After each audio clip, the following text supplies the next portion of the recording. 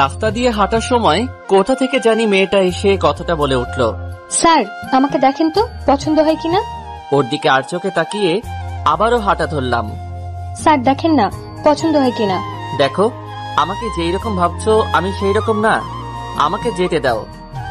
আমি আপনার থেকে কম রাখবো স্যার, দয়া করে ফিরিয়ে দিবেন না। দেখো, আমি তোমার প্রতি আগ্রহী নই, আমাকে জোর করে লাভ নাই। স্যার আমি কিন্তু এখনো কুমারী আছি, তবুও আপনার কাছে কম দাম রাখবো। মেয়েটার কথার কোনো জবাব না দিয়ে আগের মতো হাঁটা শুরু করলাম। মেয়েটি আবারও আমার পথ আটকে দাঁড়ালো। আপনার যা ইচ্ছে তাই দিবেন, দয়া করে আমাকে ফিরিয়ে দিবেন না, আমার টাকার খুব প্রয়োজন। আমি একবার বলেছি যে তোমার প্রতি আমার আকর্ষণ নেই, তাহলে কেন এত জোর করছো? স্যার আজ রাতে আমি আপনাকে চরম সুখ দেব, আপনি একবার অনুমতি দিন স্যার। আমি এবার টাল সামলাতে না পেরে মেয়েটার গালে কষিয়ে 2টা থাপ্পড় মারলাম। সমস্যা কি? তোমাকে একবার বলেছি না যে আমি এইরকম না, তাহলে এত জোর করছো কেন? থাপ্পড় খেয়ে মেয়েটা গালে হাত দিয়ে চুপ করে দাঁড়িয়ে আছে, তার চোখ দিয়ে ফোঁটা ফোঁটা অশ্রু ঝরে পড়ছে। স্যার আমার টাকার খুব দরকার, দয়া করেন একটু আমার উপর। আমি এইবার মেয়েটার দিকে ভালো করে তাকিয়ে দেখি মেয়েটার ফিগারের গঠন মোটামুটি ভালোই, ফর্সা গালে থাপ্পড়ের দেহ মোটামুটি স্পষ্ট বোঝা যাচ্ছে। ওর দিকে ভালো করে তাকিয়ে নিজের ভিতর পশুটা যেন জেগে উঠেছে। ওকে, তাহলে চলো আমার সাথে। মেয়েটা খুশি হয়ে আমার সাথে যেতে লাগলো। আসার সময় 1 প্যাকেট সিগারেট নিয়ে আসলাম। বাসায় এসে চাবি দিয়ে দরজাটা খুললাম। বাসায় কি আপনি একা থাকেন? হঠাৎ করে মেয়েটা প্রশ্ন করে বসলো। চাকরির কাজে বাহিরে থাকি, আর বাবা মা গ্রামে থাকে।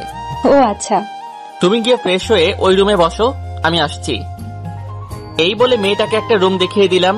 মেয়েটা একটা মিষ্টি হাসি দিয়ে ওয়াশরুমে চলে গেল। এইদিকে আমি রান্নাঘরে গিয়ে 2 কাপ কফি বানিয়ে আনলাম। কাপ 2টা নিয়ে রুমে গেলাম। এই নিন, কফি খান। না স্যার, আমার নইলে দেরি হয়ে যাবে, আপনি আপনার কাজ শুরু করেন। এত তাড়াতাড়ি কিসের? সবুর করো, আগে কফি খেয়ে নাও। মেয়েটা আমার হাত থেকে কফির কাপটা নিয়ে চুমুক দিল। বাহ, আপনি তো খুব ভালো কফি বানাতে পারেন। পারি কিনা জানি না, তবে প্রতিদিন বানাতে বানাতে অভ্যাস হয়ে গেছে। কফি খাওয়া শেষ করে কাপটা পাশে রাখলাম। দয়া করে আপনি আপনার মুখটা পরিষ্কার করে আসেন, সিগারেটের গন্ধ আসছে খুব। আমি ছোট্ট একটা হাসি দিয়ে বলতে লাগলাম, বাহ, বেশ্যাদের আবার অস্বস্তি। বেশ্যা কথাটা শুনে যেন মেয়েটা বড় একটা শখ খেলো, যেটা আমি স্পষ্ট দেখতে পেলাম। আমি ওয়াশরুমে গিয়ে ফ্রেশ হয়ে আসলাম। মেয়েটার দিকে তাকাতেই যেন আমার শরীরের কামনাটা আরো বেড়ে গেল। মেয়েটার দিকে হঠাৎ আকর্ষণ বেড়ে যাওয়ার কারণ হলো তার দেহটা। ওর দিকে আস্তে আস্তে এগোতে লাগলাম। আজকে তোমাকে সারা রাত আমার কাছে থাকতে হবে। সারা রাত থাকতে হবে? কেন, কোনো সমস্যা তোমার? তাহলে তো আপনার আজকে অনেক টাকা খরচ হবে। আপনার তো টাকার প্রয়োজন, তাহলে আমি টাকা দিতে রাজি। তাহলে আমার কোনো সমস্যা নাই থাকতে, আপনি আপনার কাজ শুরু করেন। আমি কথা না বাড়িয়ে চুপচাপ মেয়েটির দিকে এগোতে লাগলাম। মেয়েটার মুখে অজানা ভয় বিরাজ করছে, যেটা আমার একদম দেখার বিষয় না। আমি মেয়েটাকে দেওয়ালের সাথে চেপে ধরলাম। ওর লাল ঠোঁটের জোড়াটা কাঁপছে। ঠোঁট দুটোতে চুমু খেতেই যেন সে কেঁপে উঠল। আমার প্রতিটা স্পর্শে সে সাড়া দিচ্ছে, কিন্তু তাও আবার জোর করে দিচ্ছে, যেটা আমি বুঝতে পারছি। সেই দিকে আমি লক্ষ্য না করে কামনায় ব্যস্ত হয়ে গেলাম। ধীরে ধীরে মেয়েটার নাভিতে স্পর্শ করতেই যেন ওর গায়ে শিহরণ দিয়ে উঠল। আমাকে বাধা দিতে গিয়ে পারল না, কারণ টাকার কাছে সে বন্দী। আমি ওকে ধীরে ধীরে বিবস্ত্র করে দিলাম। ধীরে ধীরে আমিও যেন মাতাল হয়ে যাচ্ছি। ঝাঁপিয়ে পড়লাম নিরীহ বেশ্যা মেয়েটার উপর।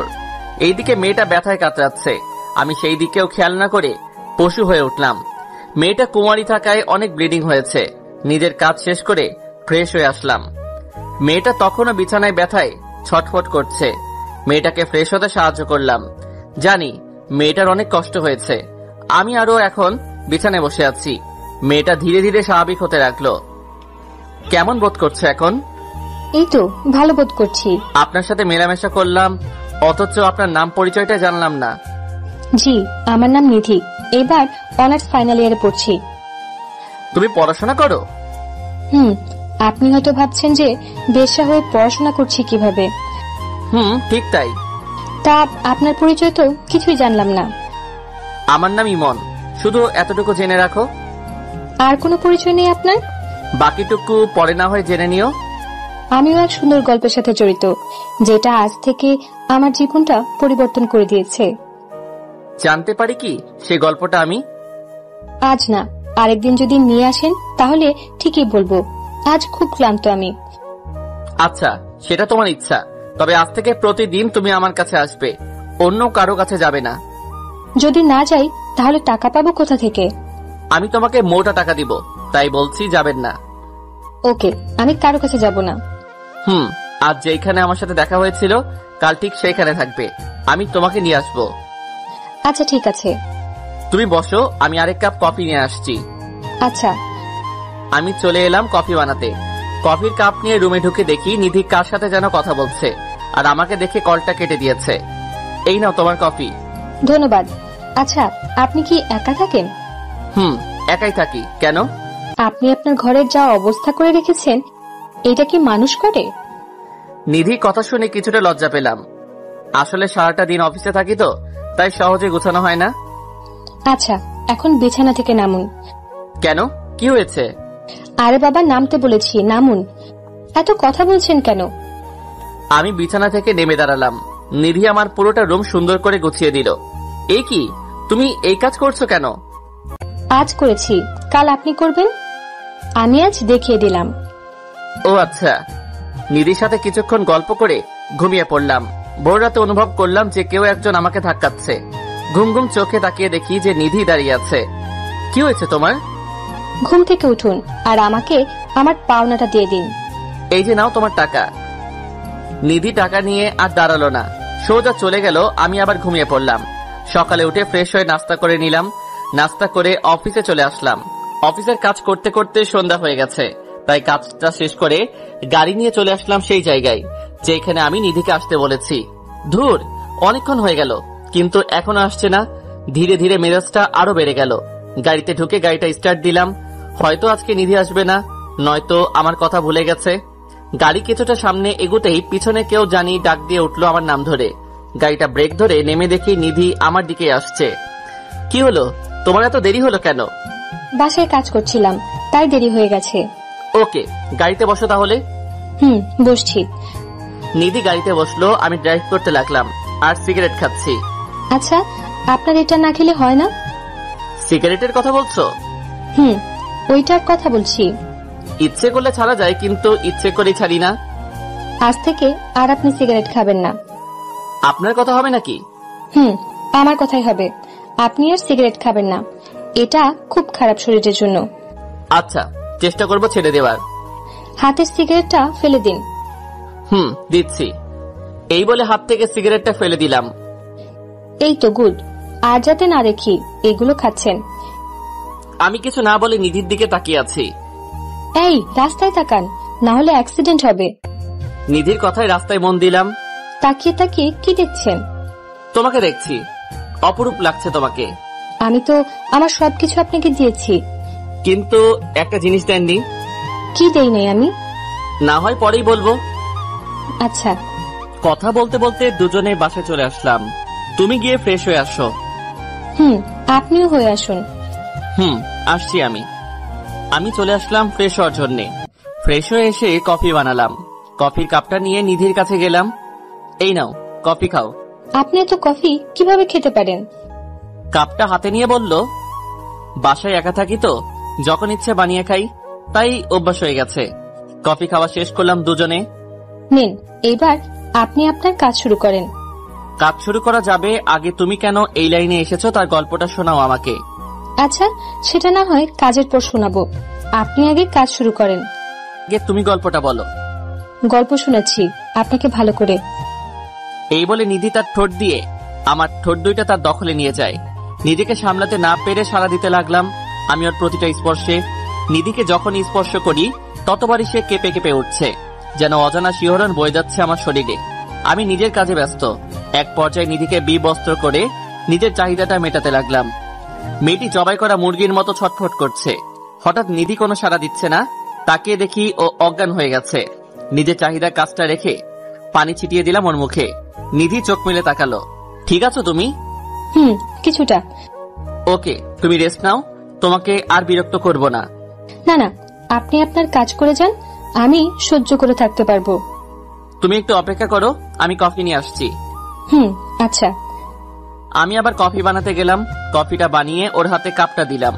দুজনে পাশাপাশি বসে আছি। ও কাপে চুমুক দিচ্ছে আর কথা বলে যাচ্ছে। এমন সময় ওর কল আসলো। ও আমার কলটা ধরতে বিব্রত হচ্ছে, সেটা আমি বুঝতে পেরেছি। তুমি কলটা ধরো আর স্পিকার অন করে কথা বলো। নিধি কিছু না বলে চুপচাপ আমার দিকে তাকিয়ে আছে। কি হলো, কথা কি কানে যাচ্ছে না? কলটা ধরে স্পিকারটা অন করো। মেয়েটা অনিচ্ছা সত্ত্বেও আমার জোরাজোরিতে বাধ্য হয়ে রিসিভ করলো কলটা। কলটা রিসিভ করতেই একটা বাচ্চা ছেলের আওয়াজ শুনতে পেলাম। আপু, তুমি কই? আজকে বাসায় আসবে না? আজকে অনেক চাপ রে অফিসে, তুই খেয়ে ঘুমিয়ে যা। না, আমি তোমাকে ছাড়া খাবো না, তুমি আসলে খাবো। তুই এখনো কিছু খাস নাই? না, তুমি না আসলে আমি খাবো না। একটু বুঝার চেষ্টা কর ভাই, আমি কাজে আছি, ফিরতে ফিরতে সকাল হয়ে যাবে। আমি তোমার সাথে আর কথা বলবো না, তুমি মায়ের সাথে কথা বলো। কিরে নিধি, তুই আজকেও কি বাসায় আসবি না? কি করে আসি আমি? চাপ অনেক, আসা সম্ভব হবে না। তুই ছাড়া যে অপু খাবার খাবে না। তুমি ওকে একটু বুঝিয়ে শুনিয়ে খাইয়ে দাও। চেষ্টা করেছি অনেক, কিন্তু পারছি না। তুমি ওকে মোবাইলটা আবার দাও। বলো আপু। লক্ষ্মী ভাই আমার, আজকে খেয়ে নে, কাল আমি থাকবো তোর সাথে, আর তোর জন্য অনেক চকলেট কিনে আনবো। আচ্ছা, আজকের মতো খাচ্ছি, আর খাবো না। খেয়ে চুপ করে ঘুমিয়ে যা। আচ্ছা আপু, মায়ের সাথে কথা বলো। কিরে, কিছু বলবি? তুই কি কিছু খেয়েছিস? খেয়েছি আমি, তোমরা খেয়ে ঘুমিয়ে যাও। আচ্ছা, সকালে তাড়াতাড়ি চলে আসিস। আচ্ছা, আসবো। নিধি কল কেটে দিল। পাশে বসে থাকা আমি পাথর হয়ে বসে রইলাম। খেয়াল করলাম ওর চোখের কোণে পানি। রাতে খাবার খেয়েছো? খেয়েছি। আমার দিকে তাকাও। নিধি আমার দিকে একবার তাকিয়ে চোখ নামিয়ে ফেললো। তোমার চেহারায় বলে দিচ্ছে তুমি কিছু খাওনি, তাহলে মিথ্যে বলেছ কেন? নিধি চুপ করে রইল। 1 মিনিট অপেক্ষা করো, আমি আসছি। কই যাবেন আপনি? একটু আসছি, তুমি বসো। এই বলে আমি রান্নাঘরে এসে কিছু খাবার বেড়ে নিলাম নিধির জন্য। খাবারটা নিয়ে রুমে গেলাম। আমার হাতে খাবার দেখে নিধি কিছুটা অবাক হলো। অবাক হওয়ার কিছুই নেই, তোমার জন্য খাবার এনেছি। আমার খিদে নেই, আমি খাবো না। একদম চুপ, আর একটা কথা বলবা না। নিধি ধমক খেয়ে চুপ করে বসে রইল। নাও, হা করো, আমি ওকে খাইয়ে দিব। এইটা দেখে ও চমকে গেল। আপনি খাইয়ে দিবেন? আমি খাইয়ে দিব। সমস্যা আছে তোমার? নিধি মাথা নাড়িয়ে না বলল। তাহলে হা করো, আমি খাইয়ে দেই। নিধি হা করলো। আমি তাকে খাবারগুলো খাইয়ে দিতে লাগলাম। নিধি খাচ্ছে আর আমার দিকে তাকিয়ে আছে। এইভাবে কি দেখছো? আপনাকে দেখছি। কেন, আমাকে আগে দেখো নাই? দেখেছি, বাট এই রূপে আগে দেখি নাই। আচ্ছা, কথা না বলে চুপচাপ খেয়ে নাও। নিধিকে খাইয়ে বাকি খাবারগুলো রেখে আসলাম। এইবার বলো, তুমি কেন এই পথে নেমেছো? এই প্রশ্ন করার পর নিধি কিছুটা কষ্ট পেলাম, সেটা আমি বুঝতে পেরেছি স্পষ্ট। কি হলো, বলবা না? শুনতে চান আমার গল্প? তাহলে শুনুন। আমার জীবনে কোনো অভাব ছিল না, ভাবিনি কোনোদিন শরীর নিয়ে ব্যবসা করব। আমার বাবার অঢেল সম্পত্তি ছিল। বাবা মারা যাওয়ার পর থেকে চাচারা সব কেড়ে নিয়ে আমাকে আর আমার ভাই আর আমার মাকে রাস্তায় বের করে দেয়। ইদানিং আমার ভাই কঠিন অসুখে ব্যস্ত, তার চিকিৎসার জন্য অনেক টাকা প্রয়োজন। মায়ের সামর্থ্য নেই টাকার জোগাড় করার, তাই বাধ্য হয়ে ভাইয়ের জন্য এই পেশাটা গ্রহণ করলাম। নিধি এগুলো বলছে আর কাঁদছে। কেন জানি না, আজ ওর কথা শুনে আমার কাছেও খারাপ লাগছে। আমি ওর চোখের পানি মুছে দিলাম। আজ থেকে তোমার ভাইয়ের চিকিৎসার ব্যবস্থা আমি করে দিব, দায়িত্ব নিলাম আমি। নিধি আমার দিকে হা করে তাকিয়ে আছে। আমি ভেবে বলছি, আমি নিলাম তোমার ভাইয়ের দায়িত্ব। নিধির চোখ দুইটা কৃতজ্ঞতায় সজল হয়ে উঠল। সে হঠাৎ আমাকে জড়িয়ে ধরল আর কাঁদছে। আপনি আমার জন্য এত কিছু করবেন? এত কিছুই কই হলো, এইবার আমাকে ছেড়ে দাও। নিধি আমাকে ছেড়ে দিল। কাল থেকে তুমি আর এইসব কাজে আসবে না, আর বাসায় নিজের পরিবারকে সময় দিবা। আপনার কাছে না আসলে তো টাকা দিবেন না। তোমাকে আমি টাকা দিব, তাই তোমার আশা লাগবে না। আর নিজের পড়াশোনাটা চালিয়ে যাও। আচ্ছা। আর আজ থেকে আমাকে তুমি করে বলতে হবে, পারবে না বলতে? পারবো। আচ্ছা, তোমার নাম্বারটা দাও, সময় হলে কল দিব। আচ্ছা, দিব। এইভাবে নিধির সাথে কিছুক্ষণ কথা বললাম, বলেই দুজনে ঘুমিয়ে পড়লাম। সকাল ভোরে ভোরে আমি ঘুমে থাকতেই নিধি চলে গেল। সকালে উঠে ফ্রেশ হয়ে নাস্তা করে নিধিকে কল দিলাম। হ্যালো, কে বলছেন? আমি ইমন বলছি। বলো। এই তুমি যাওয়ার সময় আমার কাছ থেকে বলে যাওনি কেন? দেখলাম তুমি ঘুমে, তাই আর ডাকি নেই। নিজের পাওনাটা নিবে না? ওইটা না হয় আমার ভাইয়ের জন্য জমা থাকুক। ও আচ্ছা। নাস্তা করেছো? করেছি, তুমি করেছো? করেছি। এখন কলেজে যাচ্ছি। ওকে, সাবধানে যেও। তুমিও সাবধানে অফিসে যেও। বাই। Okay by. কলটা কেটে দিয়ে অফিসের জন্য রেডি হয়ে অফিসে চলে আসলাম। কাজ করতে করতে দুপুর হয়ে গেছে। এমন সময় নিধির কল আসলো। বলো নিধি। এই, দুপুরে কিছু খেয়েছো? না, পরে খাবো। তুমি খেয়েছো? খেয়েছি। তুমি খাওনি কেন? পরে খাবো, কাজ করছি তাই। ওকে, দ্রুত খেয়ে নিবা। খাবো। আজকে তোমার আর আমার বাসায় আসার প্রয়োজন নেই, তুমি বাসায় থেকো। আচ্ছা, থাকবো। Okay bye. কল কেটে দিয়ে অফিসের কাজে মন দিলাম। কাজটা শেষ করে বাসায় ফিরে আসলাম। রাতের খাবার খেয়ে নিলাম। ঘুমানোর জন্য প্রস্তুতি নিয়ে ঘুমিয়ে পড়লাম। এই কি নিধি, তুমি হঠাৎ বাসায়? তোমাকে ইনভাইট করতে এসেছি। আমাকে ইনভাইট করতে এসেছো? কিসের জন্য? আগামী পরশু আমার বিয়ে, তার ইনভাইট। নিধির কথা শুনে যেন আকাশ থেকে পড়লাম। আমিও যে নিধিকে মনে মনে অনেকটাই ভালোবাসি, হয়তো প্রকাশ করা হয়নি, তাই বলে নিধি বিয়ে করবে? এসব কি বলছো তুমি? তোমার বিয়ে মানে? আমার বিয়ে মানে আমার বিয়ে।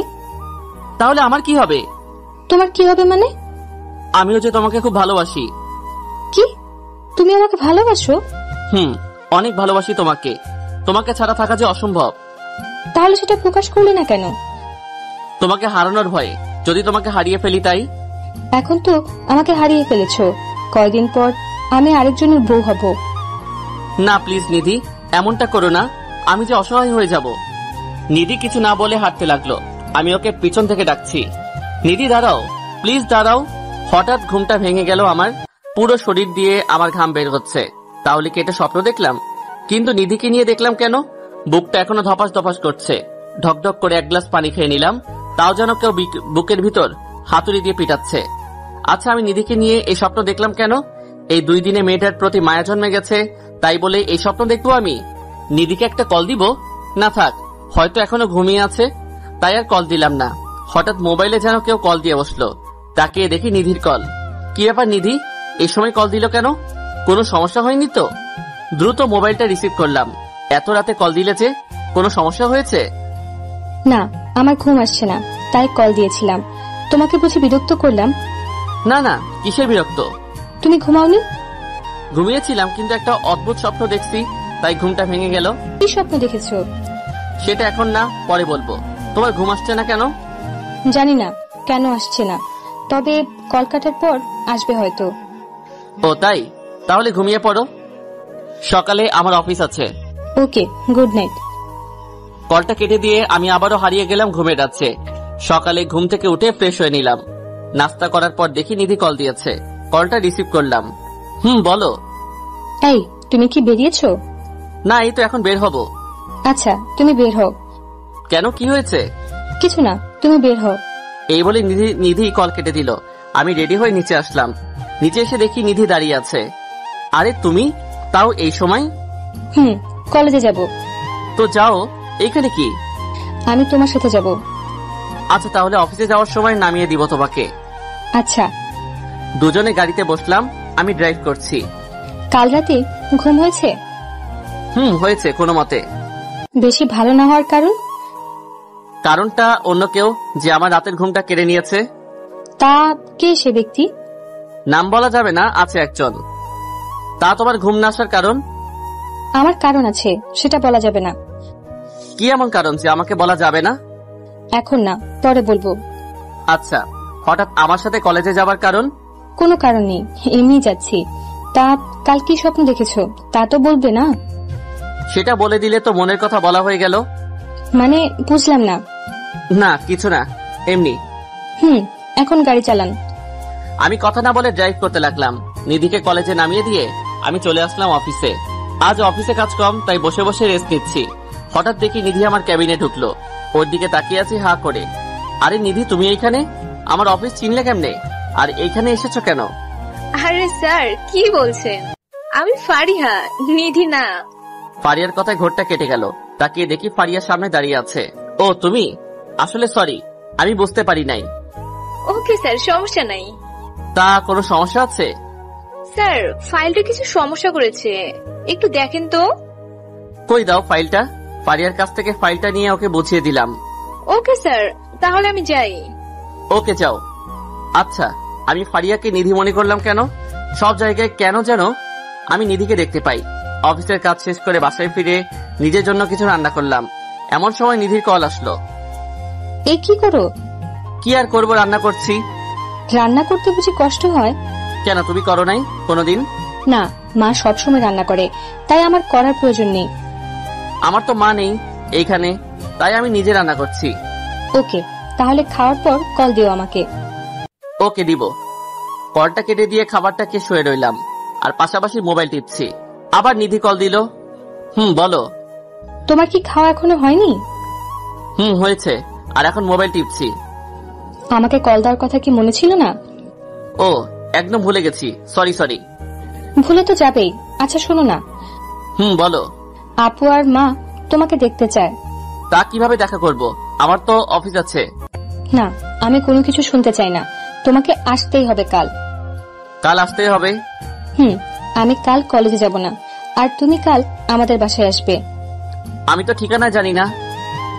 আমি মেসেজ করে পাঠিয়ে দেব তোমাকে। আচ্ছা ঠিক আছে, আসবো। আমি তোমার অপেক্ষায় থাকবো। আচ্ছা তুমি ঘুমাও, গুড নাইট। ওকে, গুড নাইট। কলটা কেটে দিয়ে কিছুক্ষণ মোবাইল টিপলাম, তারপর তলিয়ে গেলাম গভীর ঘুমে। সকালে উঠে ফ্রেশ হয়ে মোবাইলটা চেক করে দেখি নিধি তার ঠিকানা পাঠিয়ে দিয়েছে। নাস্তা করে রেডি হলাম নিধির বাসায় যাওয়ার জন্য। ওদের বাসার ঠিকানা খুঁজে বের করে ওদের দরজায় কলিং বেল চাপ দিয়ে দাঁড়িয়ে আছি। একটু পর একজন মহিলা এসে দরজাটা খুলে দিল। কে আপনি, আর কাকে চাই? মানে নিধি নামের কেউ থাকে এখানে? তোমার নাম কি ইমন? জি, আমার নাম ইমন। ও, তাহলে তুমি ইমন। আসো বাবা, ভিতরে আসো। আমি মহিলার পিছন পিছন ভিতরে ঢুকলাম। আমি সোফাতে বসে আছি, এমন সময় একটা ছেলে আসলো আমার কাছে। ভাইয়া, আপনি এসেছেন? জানেন, আপনার জন্য এতক্ষণ ধরে অপেক্ষা করছি। তোমার নাম অপু? কেন, তুমি আমাকে চিনো না? তোমাকে তো আগে দেখি নাই, তাই চিনতেও পারি নাই। জানো, আমি তোমার নামে আপুর কাছে অনেক কিছু জেনেছি। তা কি জেনেছো? তোমার নামে অনেক সুনাম করেছে আপু। তাই নাকি? তা তোমার আপু কই? আপু তো ওর রুমে। আচ্ছা, আমি ডাক দিয়ে আসি। দাও। আপু চলে গেল নিধিকে ডাকার জন্য। আমি ওদের বাড়ির চারপাশে দেখতে লাগলাম। আরে তুমি এখানে? আর আমি তোমাকে খুঁজে যাচ্ছি। নিধির কথা শুনে ওর দিকে তাকিয়ে হা করে দাঁড়িয়ে আছি। নিধি আজ সুন্দর করে সেজেছে, ঠিক আমার মনের মতো।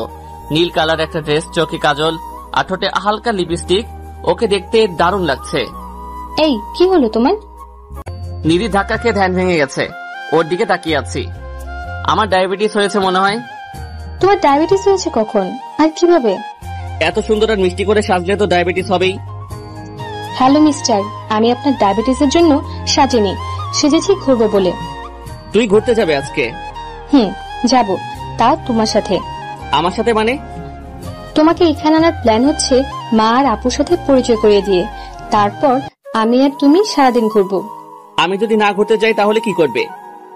মেরে নাক ফাটিয়ে দেব। এখন চলো। চলো। আজকে প্রথম নিধির সাথে ঘুরতে যাব।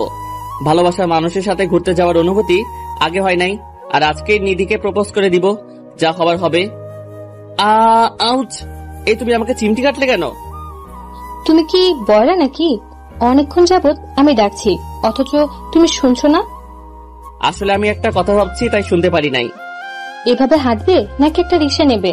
ওকে দাঁড়াও, আমি রিক্সা ডাকছি। একটা রিক্সা ডেকে নিধির পাশে বসলাম। নিধির পাশে বসতেই আজান শিহরণ দিয়ে কাজ করছে মনে। ইমন, তুমি কি কিছুই বুঝো না? আমি আবার কি বুঝবো? সত্যি কিছু বুঝো না? আরে আজব তো, বলবো তো কি বুঝবো। না কিছু না, এমনি বললাম।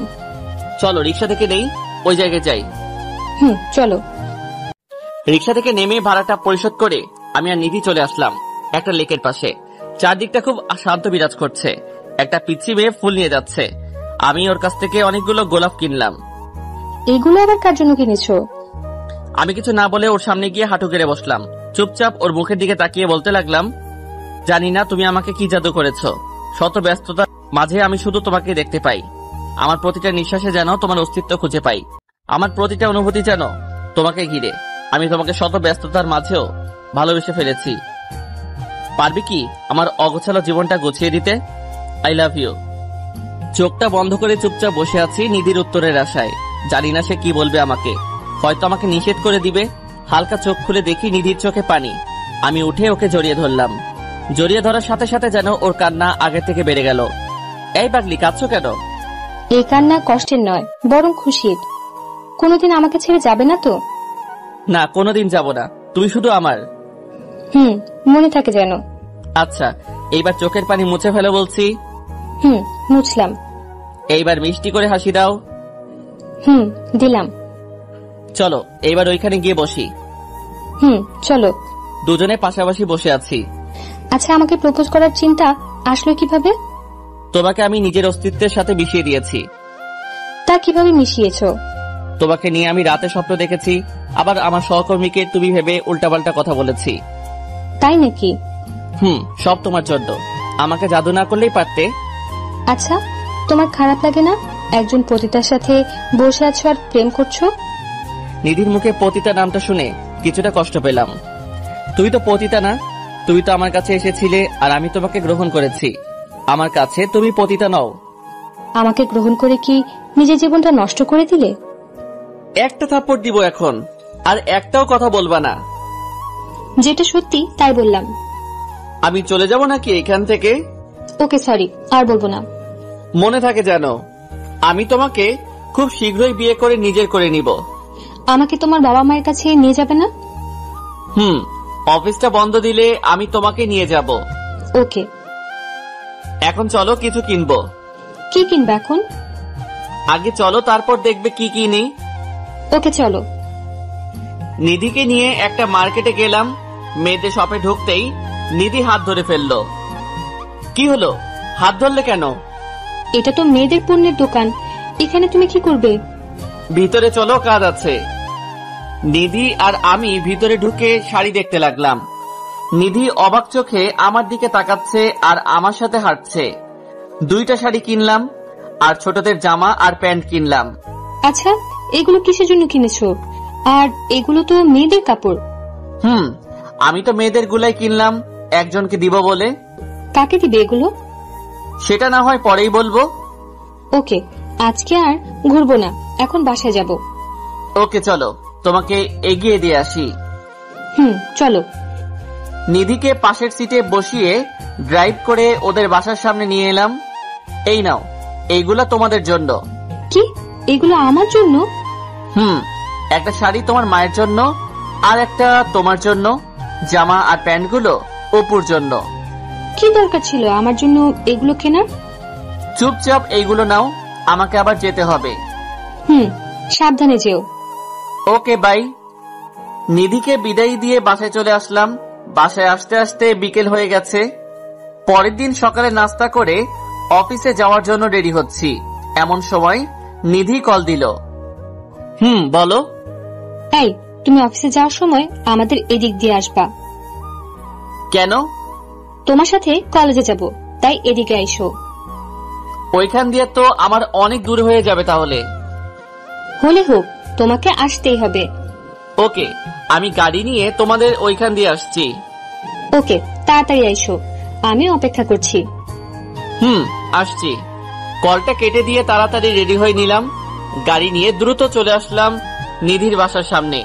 গিয়ে দেখি নিধি রাস্তায় দাঁড়িয়ে আছে। আমি ওর সামনে গাড়িটা দাঁড় করালাম। উঠে পড়ো তাড়াতাড়ি। নিধি আমার পাশে বসলো। আমি ড্রাইভ শুরু করলাম। হঠাৎ আমাকে এইখান দিয়ে আসতে বলেছো কেন? আমি প্রতিদিন তোমার ওইখানে যেতে পারবো না, তাই তোমাকে এখানে আসতে বলছি। এইখানে আসলে আমার আরো দেরি হয়ে যায়। হলে হোক, তবুও তুমি আসবে। আসবো। জানো, কাল তোমার দেওয়ার জিনিসগুলো পেয়ে ওরা অনেক খুশি হয়েছে। তাই নাকি? তা তুমি খুশি হওনি? আমিও অনেক। তোমার কলেজে এসে গেছে, এখন নামো। সাবধানে যেও। বাই। Okay, bye. অফিসে এসে কাজ করতে লাগলাম। এমন সময় বসের থেকে খবর আসলো যে পারিপার্শ্বিক কিছু কাজের জন্য অফিস নাকি কয়েকদিন বন্ধ। অফিসের কাজ শেষ করে বাসায় ফিরে রান্না করছি, এমন সময় মা কল দিল। হ্যাঁ মা, বলো। কি রে বাবা, কেমন আছিস? এই তো ভালো, তুমি আর বাবা কেমন আছো? এই তো ভালো। তা আমাদের তো ভুলেই গেছিস। ধুর, কি যে বলো না, তোমাদের কি ভোলা যায়? সেই কবে যে মায়ের সাথে দেখা করছিলি, এরপর তো আর দেখা করলি না। মা, তুমি জানো ব্যস্ত থাকি খুব, তাই আসতে পারি না।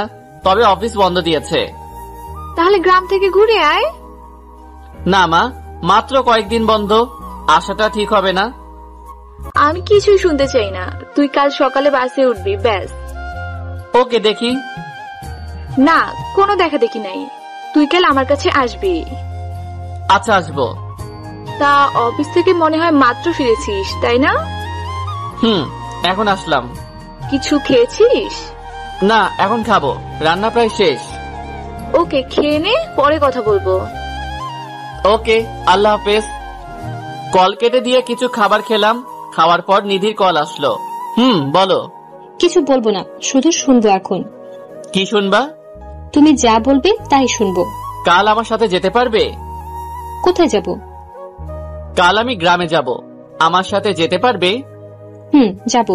তুমি কখন যাবে? যাব সকালে। তুমি আন্টিকে রাজি করাতে পারবে? আরে, আমি মাকে বললে মা আর না করবে না। ওকে, তাহলে কাল রেডি থাইকো, আমি তোমাকে নিয়ে যাব।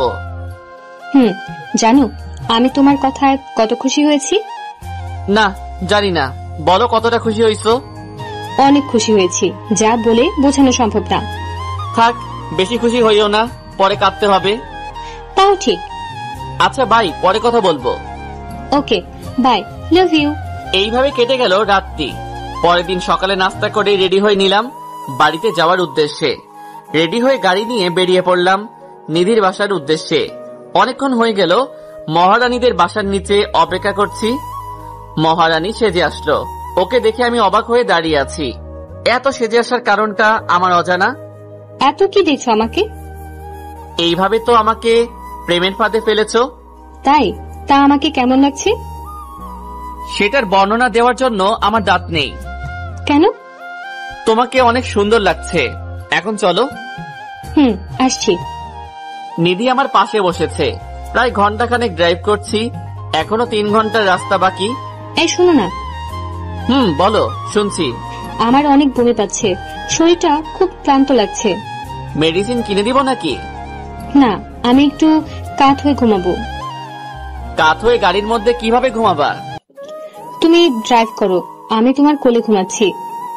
ওকে, ঘুমাও।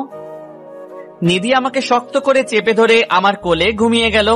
এইদিকে আমি আমার মতো ড্রাইভ করছি আর নিধির মাথায় হাত বোলাচ্ছি। 3 ঘন্টা পর আমি আমার গ্রামের বাড়িতে আসলাম। এইদিকে নিধি এখনো ঘুমিয়ে আছে। এই নিধি, উঠো।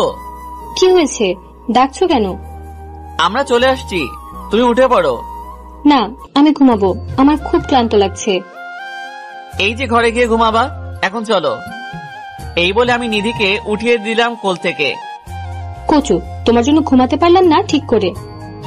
আমি আর নিধি বাসার সামনে এসে কলিং বেল চাপ দিলাম। মা এসে দরজা খুলে দিল। আমি সোজা গিয়ে মাকে জড়িয়ে ধরলাম। মা আমাকে দেখে কেঁদে দেয়। মা, তুমি কাঁদছো কেন? দেখো না, আমি এসে গেছি। আমাদের কথা বুঝি তোর মনে পড়ে না? পড়লে কি আর আসা যায়? এত ব্যস্ততা আমাকে দেখাতে আসিস না। বাহিরে দাঁড়িয়ে রাখবা নাকি ভিতরে যেতে দিবা? আয়, ভিতরে আয়। আমি আর নিধি ভিতরে গেলাম। কি রে, মেয়েটা কে? এই, কি হলো? মাকে সালাম করো। করছি। বাহ, মেয়েটা তো দারুণ মিষ্টি। তা মেয়েটা কে রে? মা, মানে ও হচ্ছে। থাক, আর বলতে হবে না, আমি বুঝতে পেরেছি। আমার ঘরের বউকে এইভাবে এনেছিস কেন? এই বলে মা আমার কান ধরলো। মা ছাড়ো, লাগছে আমার। তুই একে বিয়ে করে আনতে পারতি, ওকে এইভাবে এনেছিস কেন? বিয়ে করব সামনে, এখন না। আচ্ছা, তোরা গিয়ে রেস্ট নে, আমি তোদের খাবার ব্যবস্থা করছি। আচ্ছা। আমি নিধিকে নিয়ে আমার রুমে চলে আসলাম। এটা তোমার রুম? এইটাই আমার রুম। বাহ, খুব গোছানো রুম তোমার, ঠিক তোমার মতো। তোমার ক্লান্তি ভাবটা কি আছে নাকি চলে গেছে? শাশুড়ি মাকে দেখে একদম চলে গেছে। ওকে, তুমি ফ্রেশ হয়ে আসো। হুম। নিধি চলে গেল ফ্রেশ হতে। আমি শুয়ে আছি, নিধি ফ্রেশ হয়ে আসলো, আমি গেলাম ফ্রেশ হতে। মা খাবার খাওয়ার জন্য ডেকে গেছে, দুজনে চলে গেলাম খাবার খাওয়ার জন্য। মা, বাবা কোথায়? তোর বাবা বাজারে গেছে। ফিরবে কখন? এই তো কিছুক্ষণের মধ্যে ফিরবে। ও, আমরা কি এবার তোর বিয়ে নিয়ে কথা বলতে পারি? পাগল নাকি? আগে আমি সেট আপ হয়ে নেই, তারপর না হয় ভাবা যাবে এইগুলা নিয়ে। সেটা অনেক হয়েছিস, এবার বিয়েটা কর। না, এখন না, কয়েকদিন পর। আমি তোর বাবার সাথে এই নিয়ে কথা বলবো। মায়ের মুখে বিয়ের কথা শুনে নিধির মুখ লাল হয়ে গেছে লজ্জায়। লজ্জা নিয়ে খাবারটা খেয়ে রুমে আসলাম। কিছুক্ষণ পর আমার রুমে নিধি আসলো। এ কি, তুমি আমার রুমে কি করছো? এমনি আসলাম তোমার রুমে। তুমি মায়ের সাথে গল্প করো, আমি একটু ঘুমিয়ে নেই। মা তো কি জানি কাজ করছে, কাজ শেষ হলে আমি যাব মায়ের কাছে। তা আমার পরিবারকে কেমন লাগছে তোমার? খুব ভালো লাগছে, সবাই খুব মিশুক। ওকে, আমি ঘুমাবো। আমিও তোমার বুকের উপর ঘুমাবো। পাগল নাকি? কেউ হঠাৎ করে রুমে আসলে কি করবে? কেউ দেখবে না, আমাকে ঘুমাতে দাও। পরে দিব, এখন মায়ের কাছে যাও। যাচ্ছি। নিধি চলে গেল মায়ের কাছে, আর আমি তলিয়ে গেলাম গভীর রুমে। ঘুম থেকে অনুভব করলাম কেউ একজন আমাকে ধাক্কাচ্ছে। ঘুম ঘুম চোখে তাকিয়ে দেখি নিধি দাঁড়িয়ে আছে। কি হয়েছে, ধাক্কাচ্ছ কেন? এই, অনেকক্ষণ ঘুমিয়েছো, এখন উঠে পড়ো। আর একটু ঘুমাতে দাও আমাকে। না না, দেখো রাত হয়ে গেছে, এখন উঠে পড়ো। ধুর, তোমার জন্য ঘুমাতেও পারলাম না। এখন ফ্রেশ হয়ে আসো। যাচ্ছি। ফ্রেশ হয়ে এসে মায়ের বানানো গরম গরম পিঠা খেলাম। পিঠা খাওয়ার পর ছাদে বসে আছি দোলনায়। এমন সময় পিছন থেকে কেউ কাঁধে হাত রাখলো। পিছনে তাকিয়ে দেখি নিধি দাঁড়িয়ে আছে। দাঁড়িয়ে আছো কেন? বসো এখানে। তা একা একা কি করছো? এমনি বসে আছি। তা তুমি আসলে যে? তোমাকে খুঁজে বেড়াচ্ছি আমি, তাই ভাবছি যে তুমি এখানে আছো। অনেকদিন পর গ্রামে আসায় মনটা খুব ফ্রেশ ফ্রেশ লাগছে। কাল আমাকে একটু গ্রাম দেখতে নিয়ে যাবে? যাব। হাত সরাও, আমি তোমার কোলে মাথা রেখে ঘুমাবো। ঘুমাও। নিধি আমার কোলে শুয়ে আছে, আর আমি তার মাথায় বিলি কেটে দিচ্ছি। আচ্ছা, আমরা কবে ঢাকা ফিরবো? এই তো 2 দিন পর। মাকে ছেড়ে যেতে খারাপ লাগছে আমার। বিয়ে করে বউ করে আনলে মাকে নিজে করে নিও। আমি তোমাকে এখনই নিজের আপন করে নিয়েছি। তুমি যে আমার জীবনে আসবে তা আমি কোনোদিন কল্পনা করি নাই, আর এতটা ভালোবাসবো তা আমার কল্পনার বাহিরে। আমারও ঠিক এই অবস্থা। এই, তুমি কি ঘুমাচ্ছ? তোমার কোলে মাথা রাখার পর ঘুম পাচ্ছে অনেক। তাহলে উঠে রুমে যাও, ঘুমিয়ে পড়ো। না, আমি এখানে আর তোমার কোলে ঘুমাবো। ধুর, পাগলের মতো কথা বাদ দিয়ে এখন উঠো। তোমার জন্য ঘুমাতেও পারি না ঠিক মতো। কোলে এখন না, পরে ঘুমাইও। এখন রুমে যাও। যাচ্ছি। নিধি চলে গেল রুমে। আমি কিছুক্ষণ ছাদে বসে রুমে চলে আসলাম।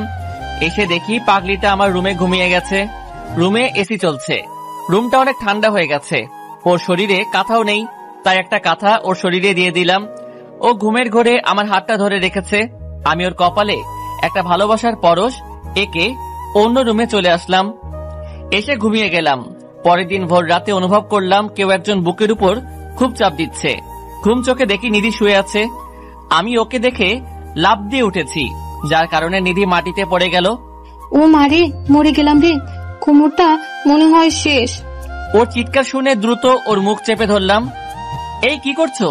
এত জোরে চিৎকার করছো কেন? তুমি আমাকে ফেলে দিলে কেন? তুমি যেইভাবে শুয়েছিলা আমি ভাবছি আরো ভূত শুয়ে আছে। তাই বলে কি এইভাবে আমাকে ফেলে দিবা নাকি? হয়েছে বাবা, সরি। এখন তুমি তোমার রুমে যাও। আমি যেতে পারবো না, আমার কোমর ব্যথা করছে। কেউ দেখার আগে আমি তোমাকে দিয়ে আসি। না, আমি তোমার বুকে ঘুমাবো, তাহলে ঠিক হয়ে যাবে। আরে না, কেউ দেখে ফেললে সমস্যা হবে। কিছু হবে না, আমি সকাল হলে চলে যাব। তবুও না, তুমি এখন তোমার রুমে যাও। না, আমি যাব না, এখন আমি চিৎকার করব বলে দিলাম। ধুর, তোমাকে নিয়ে আর পারি না। তোমাকে পারতে হবে না। এই বলে নিধি আমাকে জোর করে জড়িয়ে ধরে শুয়ে পড়ে। যেভাবে শুয়ে আছো সেভাবেই থাকো, নড়াচড়া করবা না একদম। করব না। গুড। ভোরে ভোরে চলে যেও কিন্তু। ওকে। নিধিকে বুকের মাঝে রেখে আবারও ঘুমিয়ে পড়লাম। সকালে উঠে দেখি নিধি আমার বুকে এখনো শুয়ে আছে। এই উঠো, মা চলে আসবে। কি হয়েছে? ঠিক মতো ঘুমাতে দিবা না নাকি?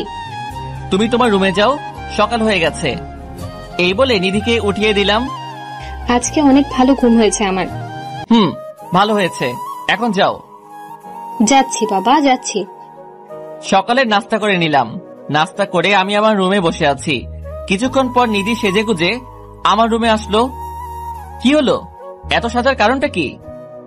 তুমি জানো না কেন এত সেজেছি? না, আমার তো কিছুই মনে পড়ছে না। আজকে তো আমাকে নিয়ে গ্রাম ঘুরতে বের হবা, এটাও কি ভুলে গেছো? ও, মনে পড়েছে। আচ্ছা, তুমি একটু অপেক্ষা করো, আমি রেডি হচ্ছি। তাড়াতাড়ি করো, নইলে দেরি হয়ে যাবে। আচ্ছা। দ্রুত রেডি হয়ে নিধির সামনে গেলাম। শেষ তোমার দেরি হওয়া? শেষ করলাম মাত্র। দেখি হাতটা। আমার হাত দিয়ে তুমি কি করবে? দিতে বলেছি দাও। কথা না বাড়িয়ে হাতটা বাড়িয়ে দিলাম নিধির দিকে। আউচ! এই তুমি আঙ্গুলে কামড় মারলে কেন? আমি ছাড়া কেউ যাতে নজর না দেয়, তাই এমন করেছি। ওকে, এখন চলো। নিধির হাত ধরে বেরিয়ে পড়লাম গ্রামের আলপথ দিয়ে। চারপাশে সবুজ মাঠের সমারোহ, সোনালী ফসল বাতাসে দোল খাচ্ছে। আমি নিধির হাত ধরে সামনে এগিয়ে যাচ্ছি। নিধিকে নিয়ে সারা গ্রাম ঘুরলাম। এখন দুজনের রাস্তা দিয়ে হাঁটছি আর গল্প করছি। এই ফুচকা খাবো। ধুর, এইগুলো ভালো না, অসুস্থ হয়ে যাবে। না, আমি খাবোই, চলো না খাবো। ওকে চলো। নিধির জন্য ফুচকা অর্ডার করলাম। তুমি খাবে না? না, আমি খাবো না। বুঝেছি, আমার কাছ থেকে খাওয়ার ধান্দা, তাই না? ঠিক তাই। আমার কাছ থেকে একটাও দেব না। ওকে, দিও না। ফুচকা দিয়ে গেল আর নিধি খেতে লাগলো। আমি আনমনা ভাবে ওর খাওয়া দেখছি। কি দেখছো এমন করে? রাক্ষসীর খাওয়া দেখছি। কি? আমি রাক্ষসী? আরে না না, আমি তোমাকে বলি নাই, বলেছি ওই পাশের দেশ ভারতের একটা মেয়েকে। আমাকে বোকা বানিয়ে লাভ নাই। বুঝছি, তুমি অনেক চালাক। এখন খাও তুমি। তুমি হা করো, আমি তোমাকে খাইয়ে দেই। না, আমি খাবো না। হা করতে বলেছি আমি। করলাম। হা করতে নিধি আমার মুখে একটা ফুচকা ঢুকিয়ে দিল। আমিও খেতে লাগলাম। কি কেমন লাগছে? ভালোই লাগছে। তাড়াতাড়ি খাও, মা আবার চিন্তা করবে। খাচ্ছি। নিধির খাওয়া শেষ করে আমরা চলে আসলাম বাসায়। এইভাবে গ্রামে কয়েকদিন ছিলাম, এখন আবার শহরে ফিরে যাব। ব্যাগ গোছানো শেষ। মায়ের কাছ থেকে বিদায় নেওয়ার সময় নিধি কেঁদে দিয়েছে। অতঃপর মায়ের কাছ থেকে বিদায় নিয়ে ঢাকা চলে আসলাম দুজনে। কাল সকালে অফিস আছে, তাই রাতে কিছু রান্না করে খেয়ে নিলাম। অফিস শুরু হয়েছে অনেক আগেই। মায়ের জোড়াজড়িতে অনেকদিন থাকতে হয়েছে। নিধিকে ওর বাসায় এগিয়ে দিয়ে এসেছি। রাতে খাবার খেয়ে শুয়ে আছি, এমন সময় নিধির কল আসলো। বলো। আমার কিছুই ভালো লাগছে না। কেন? মাকে খুব মিস করছি আমি। মন চায় মায়ের কাছে ফিরে যাই। ওকে, অফিস বন্ধ দিলে আমরা আবার যাব। কি করছো এখন? এই তো খেয়ে শুয়ে আছি। তুমি কি করছো? আমিও শুয়ে আছি। আচ্ছা, পরে কথা বলি, আমাকে আবার কাল অফিসে যেতে হবে। Okay, good night, love you. Okay, love you. Call কেটে দিয়ে ঘুমিয়ে পড়লাম। পরের দিন সকালে অফিসে চলে গেলাম। ঠিক এমন সময়ে বসের ডাক আসলো। আসবো স্যার? জি মিস্টার ইমন, আসুন। ধন্যবাদ স্যার। তা আপনি দাঁড়িয়ে আছেন কেন? বসেন এইখানে। তা স্যার ডেকেছেন কেন?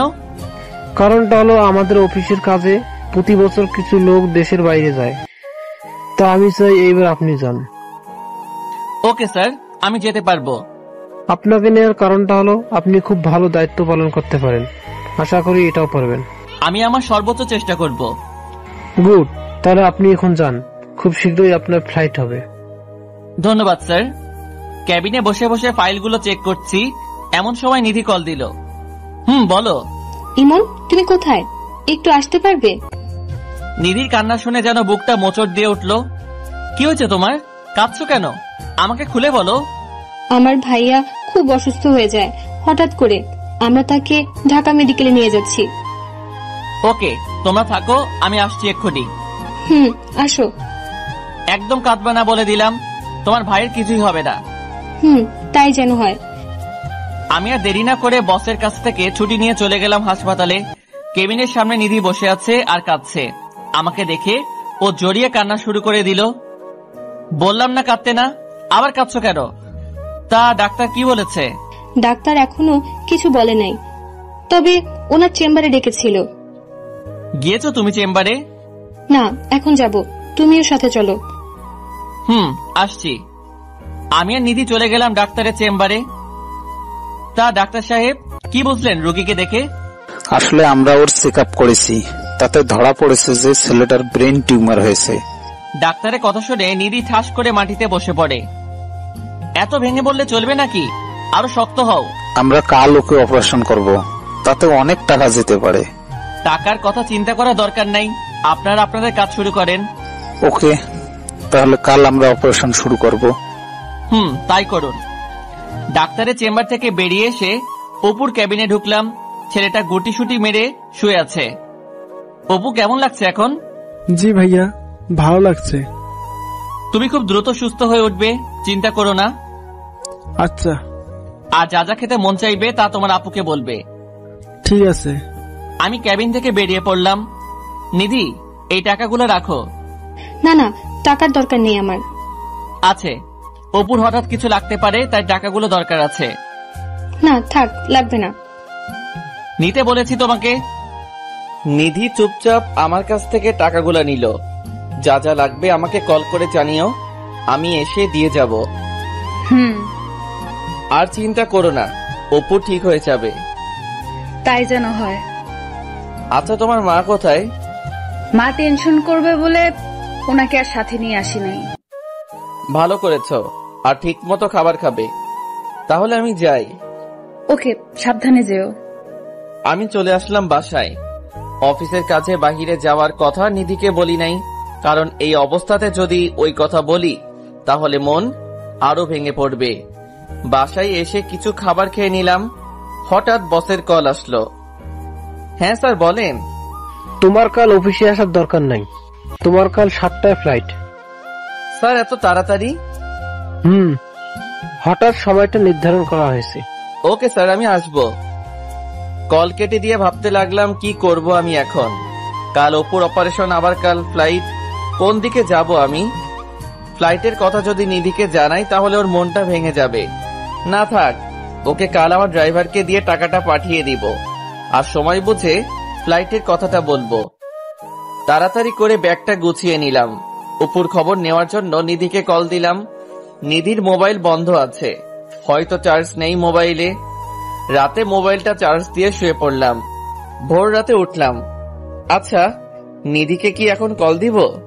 না থাক, ও এখন ঘুমাচ্ছে, বিরক্ত করে লাভ নাই। অপারেশনের টাকা আমার ড্রাইভারের কাছে দিয়ে আমি চলে আসলাম এয়ারপোর্টে। অফিসের আরো কর্মকর্তা আমার সাথে যাচ্ছে। আমরা সবাই সিঙ্গাপুরে যাব। সবাই বিমানে বসলো, আর বিমান সিঙ্গাপুরের উদ্দেশ্যে উড্ডয়ন করলো। এইদিকে অপুর অপারেশন এখন হবে। বাটা ড্রাইভার টাকা নিয়ে এখনো যায় নাই। নিধি বাধ্য হয়ে আমাকে কল করলো। ফ্লাইট মোড অন থাকার কারণে মোবাইল বিজি বলছে। বারবার চেষ্টা করেও লাভ হয়নি। নিধির খুব চিন্তা হচ্ছে। কি হলো, আপনি কি এখনো টাকার ব্যবস্থা করতে পারেননি? ডাক্তার সাহেব, টাকার ব্যবস্থা করা আছে, আপনি অপারেশন শুরু করেন, আমি আসছি। ওকে। নিধি বাধ্য হয়ে আমার বাসায় চলে আসলো। এসে দেখে বাসায় তালা দেওয়া। যেইটা দেখার মানসিক প্রস্তুতি নিধির ছিল না। সে আবারও পাগলের মতো আমাকে কল করতে লাগলো, কিন্তু প্রতিবার বিজি বলছে। শেষমেশ সে ধপাস করে মাটিতে বসে পড়ে। তাহলে কি ইমন আমাকে ঠকালো? যাকে এত বিশ্বাস করলাম সে কিনা আমাকে ঠকাতে পারলো? নিজের সর্বস্ব দিয়েও ভাইটার জন্য কিছু করতে পারলাম না। আমি কোনোদিন ভাবতেও পারি নাই যে ভালোবাসার নাম করে সে আমাকে এভাবে ঠকাবে। তাহলে কিসের জন্য আমি নিজেকে সামলে রেখেছি? আমি আবার হয়ে উঠবো পতিতা। আরে, যার জন্য এত কিছু করলাম সেই যদি আমাকে ঠকাতে পারে, তাহলে আমি কেন ওর জন্য নিজেকে সংযত করে রাখবো? নিজের ভাইয়ের জন্য আমি সবকিছু করতে পারি। আমাকে যেই করেই হোক টাকার ব্যবস্থা করতে হবে। এই বলে নিধি নিজের ভাইয়ের জীবনটা বাঁচানোর জন্য চলে গেল পতিতালয়। সে আজ নিজেকে বিলিয়ে দিবে। যত এগুচ্ছে তত মনে হচ্ছে সে পাপের দিকে যাচ্ছে। তার মন কিছুতেই সাড়া দিচ্ছে না। অবশেষে নিজের ইচ্ছার বিরুদ্ধে সে চলে গেল পতিতালয়ে। একজন বড়লোক ব্যক্তি নিধিকে টাকার বিনিময়ে পছন্দ করেছে। নিধি এখন রুমে বসে আছে আর মাথাটা নিচু করে কাঁদছে। কারো উপস্থিতি টের পেয়ে সে একটু নড়ে চড়ে বসলো। এই যে সুন্দরী, ওইভাবে না থেকে আমার কাছে আসো। নিধি এইবার নিজেকে সামলাতে পারল না, হুড়হুড় করে কেঁদে দেয়। দয়া করে আমাকে ছেড়ে দিন, আমি অনিচ্ছায় এই কাজে আসছি। আমি তোমাকে মোটা টাকা দেব, এখন আমার চাহিদা মেটাও। আমি আপনার পায়ে পড়ি, আমাকে যেতে দিন। আমার শরীরে আমার ভালোবাসার স্পর্শ রয়েছে। মানে? আর আপনি অনিচ্ছায় কাজটা করছেন কেন? সে অনেক কাহিনী, আপনি কি শুনবেন সেই কাহিনী? শুনবো। নিধি তার পরিবারের কথা ও ইমনের বিশ্বাসঘাতকতার কথা প্রকাশ করে দেয় আর কাঁদতে থাকে। আপনি কাঁদবেন না, আমি আপনাকে সাহায্য করব। আপনি আমাকে সাহায্য করবেন মানে? আমি আপনাকে বোন হিসেবে সাহায্য করতে চাই। আপনার ভাইয়ের চিকিৎসার টাকা আমি দেব। আজকে তার অপারেশন। যেই ছেলে আপনার জীবন নিয়ে খেলা করেছে, আপনি তাকে ছুঁড়ে ফেলে দিন মন থেকে। তা হয়তো কোনোদিন সম্ভব নয়। আচ্ছা, সেটা আপনার ইচ্ছা। আমাকে এখন অপুর কাছে নিয়ে যাবেন? নিধির চোখ দুইটা কৃতজ্ঞতায় সজল হয়ে উঠল। চলুন, আমাকে হাসপাতালে নিয়ে চলুন। যাচ্ছি। এইদিকে আমরা ফ্লাইট থেকে নেমে হোটেলে চলে আসলাম। এসে মোবাইলটা অন করলাম, বাট চেক করা হয়নি। ফ্রেশ হয়ে খাবারটা খেয়ে কিছুক্ষণ বিশ্রাম নিলাম। সকালের ঘুম থেকে উঠে মোবাইলটা হাতে নিয়ে দেখি নিধির অনেকগুলো কল। হয়তো আমাকে না পেয়ে বারবার কল দিয়ে গেছে। দেরি না করে ওকে কল দিলাম। রিং হওয়ার সাথে সাথে রিসিভ করলো নিধি। এই, তোমাকে একটা কথা বলার জন্য কল দিয়েছি। আসলে আমি... চুপ থাক তুই। তোর মতো বিশ্বাসঘাতক আর বেঈমানের কল দেওয়ার কোনো প্রয়োজন নেই। নিধির কথা শুনে যে থমকে গেলাম। এই কি নিধি, তুমি এমন ভাবে কথা বলছো কেন? বেঈমানের সাথে আর কত সুন্দর করে কথা বলবো? বুঝতে পেরেছি, আমি বাহিরে আসাতে তুমি খুব কষ্ট পেয়েছো, তাই এসব বলছো। আরে কত কষ্ট পেয়েছি আমি তোর মতো বেঈমানকে ভালোবেসে। নিধি, তুমি এসব কি বলছো? আমার মাথায় তো কিছুই ঢুকছে না। ঢুকবেই বা কি করে? এখন তো অন্য মেয়ে নিয়ে ব্যস্ত আছিস, তাই আমাকে আর লাগবে না। নিধি সীমা অতিক্রম করবে না। আরে আমি তো সীমার কাছেই যাইনি, আর তুই আমাকে এভাবে ঠকাতে পারলি? আরে তুমি কি বলছো? আমাকে সবটা খুলে বলো। তুই তোর চাহিদা মেটানোর জন্য আমাকে এইভাবে ব্যবহার করলি, ঠিকই শেষে নিজেকে গুটিয়ে নিয়ে পালিয়েছিস। আমি পালিয়েছি মানে? তুই আমাকে মিথ্যা আশ্বাস দেখিয়ে স্বপ্ন দেখিয়েছিস, এই তোর নমুনা। আচ্ছা, তুমি কি শুরু করেছো? আমি অফিসের কাজে বাহিরে এসেছি, তাই তোমাকে কিছু জানাতে পারি নাই। আরে তুই তো টাকা দেওয়ার ভয়ে পালিয়েছিস। তুই জানতি আমার ভাইয়ের অপারেশন হবে, তাও তুই টাকা না দিয়ে পালিয়েছিস। বলছো তুমি এসব? আমি তো টাকা দিয়ে এসেছি। থাক, আর মিথ্যে বলতে হবে না। তুই তোর টাকা নিয়েই থাক। যে আমার বিপদে ছেড়ে চলে যায় তার কোনো দরকার নেই আমার। বিশ্বাস করো নিধি, আমি সত্যি টাকা দিয়ে এসেছি। তোমার ভুল হচ্ছে কোথাও। তোর সাথে আমার আর কথা নেই, তুই তোর রাস্তায় যা। প্লিজ আমার কথাটা শোনো, তোমার ভুল হচ্ছে। তুই আর আমাকে কল দিবি না। তোর মতো বেঈমানের সাথে আমার কোনো কথা নেই। শুনো নিধি, শুনো। নিধিকে বারবার কল দিলাম, কিন্তু সে কল রিসিভ করলো না। এক পর্যায়ে নিধি আমাকে ব্লক করে দিল। নিধির কথাগুলো শুনে ধপাস করে মেঝেতে বসে পড়ি আমি। নিধিও আমাকে ভুল বুঝলো। আচ্ছা, আমি তো ড্রাইভারের কাছে টাকা দিয়ে এসেছি, তাহলে টাকা নিধি পেল না কেন? ড্রাইভারকে কল দিলাম, কিন্তু নাম্বার বন্ধ বলছে। বারবার দেওয়ার পরও নাম্বার বন্ধ। নিধির কথাগুলো যেন বুকের মধ্যে তীরের মতো গেঁথে গেল। যে নিধিকে এত বিশ্বাস করতাম, আমি সেই নিধি আজ আমাকে এইভাবে বলতে পারলো। না, আমাকে দেশে ফিরতেই হবে, খুব শীঘ্রই ফিরতে হবে। এইভাবে কেটে গেল 2 দিন। কোনো মতে অফিসের কাজ শেষ করে দেশে ফিরে আসলাম। বাসায় না এসে সোজা নিধিদের বাসায় চলে গেলাম। গিয়ে দেখি অপুর মাথায় ব্যান্ডেজ করানো, আর সে বাহিরে বসে আছে। আমাকে দেখে খুব খুশি হলো। ভাইয়া, তুমি এসেছো? এসেছি। তা তুমি কেমন আছো? ভালো না। এটা কি দিয়েছে মাথার উপরে? ভালো লাগে না এটা। এইটা ব্যান্ডেজ। এটা দিয়েছে যাতে তুমি দ্রুত সুস্থ হয়ে যাও। ভাইয়া তুমি কোথায় গিয়েছিলে? তুমি আমাকে হাসপাতালে দেখতে আসো নাই কেন? আমি আসলে কাজে ছিলাম, তাই সরি ভাইয়া। দাঁড়াও, আমি আপুকে ডেকে আনছি। তা তুমি এখানে কি করছো? এখানে অনেক বাতাস আর রোদ গায়ে লাগে, তাই এখানে বসে আছি। আচ্ছা, তা তোমার আপু কোথায়? তুমি গিয়ে আপুর সাথে দেখা করে এসো। আপু তুই কার সাথে কথা বলছিস রে? নিধির কথা শুনে পিছনে তাকিয়ে দেখি নিধি দাঁড়িয়ে আছে। তুই আবার এইখানে কেন এসেছিস? আমার কথাটা তো শুনো নিধি। তোর কথা শোনার মতো টাইম আমার নেই। তোর মতো বিশ্বাসঘাতকের মুখ দেখাচ্ছে না দেখাই ভালো। আমি সত্যি আমার ড্রাইভারের কাছে টাকা দিয়ে এসেছিলাম তোমাকে দিবে বলে। তাহলে ড্রাইভার সেই টাকা কি করেছে? তোমাকে আবার বিকাশ করে দিয়েছে, তাই না? তুমি আমাকে ভুল বুঝতেছো। তুই বিদেশ যাওয়ার আগে আমার কাছে বলে যাস নাই, কারণ তুই আমাকে ব্যবহার করেছিস। আপু তুমি ভাইয়াকে এসব কি বলছো? তুই এখানে দাঁড়িয়ে আছিস কেন? ঘরে যা।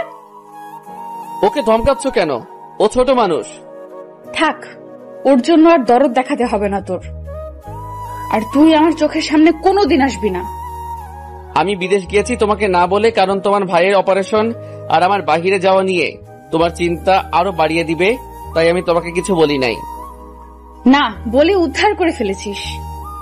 তুই এখন এখান থেকে যা, আর কোনোদিন এখানে আসবি না। আমাকে কি বলারও সুযোগ দিবে না? অনেক বলেছিস তুই। আর যদি আমার সামনে কোনোদিন দাঁড়াস তাহলে আমার মরা মুখ দেখবি। কি? যা বললাম আমি কিন্তু তাই করব। তাই তুই এখান থেকে চলে যা। আচ্ছা, আর কোনো দিন তোমার সামনে আসবো না, কিন্তু একদিন তুমি সব সত্যিটা জানতে পারবে। কোনো সত্যি আমার জানার দরকার নেই। এই বলে নিধি চলে গেল ঘরের মধ্যে। আমার দু চোখ বেয়ে পানি পড়ছে। হঠাৎ কারো নরম হাতের স্পর্শে আমার চোখে পানি মুছে গেল। তাকিয়ে দেখি অপু দাঁড়িয়ে আছে। ভাইয়া কান্না করো না, আপু খুব পচা, আমি আর আপুর সাথে কথা বলবো না। দূর, কই কান্না করছি? তোমার আপু তোমাকে খুব ভালোবাসে, তাই তার সাথে কথা না বললে তোমার আপু তো খুব কষ্ট পাবে। পাক কষ্ট, আপু তোমাকে কষ্ট দিয়েছে। দূর গাধা, কই কষ্ট দিয়েছে আমাকে? যাও, তুমি এখন ঘরে যাও। যাব। আমাকে কিন্তু দেখতে আসবা মাঝে মাঝে। আসবো। আমি চলে আসলাম বাসায়। আস্তে আস্তে অনেকটাই দেরি হয়ে গেছে। জীবনে কোনোদিন সিগারেট খাই নাই। আজকে কষ্ট ভোলার জন্য 2 প্যাকেট নিয়ে আসলাম। রাতের খাবারটা না খেয়ে কিছু সিগারেট খেলাম। অসহ্য মাথা ব্যথার কারণে ঘুমিয়ে পড়েছি। পরের দিন সকালে অফিসে গেলাম না। অফিস খোলা ছিল, বাট যারা দেশের বাইরে গিয়েছে তাদের জন্য কয়েকদিন ছুটি, তাই আজকে আমার অফিস নেই।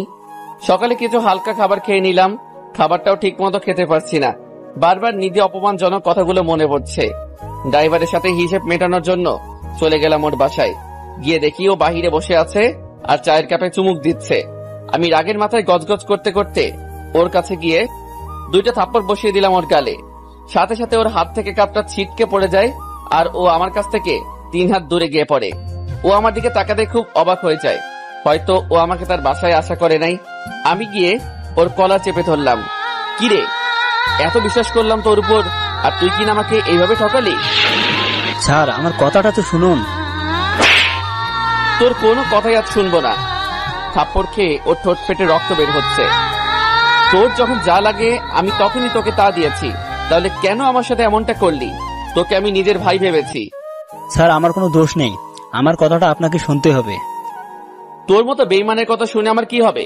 আমার যা হারাবার আমি তো তাই হারিয়েছি, শুধু তোর জন্য। না, আপনি কিছুই হারান নাই স্যার। আমি আপনার কথা মতো সেদিন টাকা দিতে গিয়েছিলাম। তারপর কি হয়েছে তারপর বল। আমি সেদিন টাকা নিয়ে একটা নির্জন রোড দিয়ে যাওয়ার সময় কিছু বকাটে ছেলের শিকার হই আমি। তারপর কি হয়েছে? তারপর ওরা আমাকে সার্চ করে টাকাগুলো নিয়ে যায়। বাহ, ভালোই গল্প বানিয়েছিস।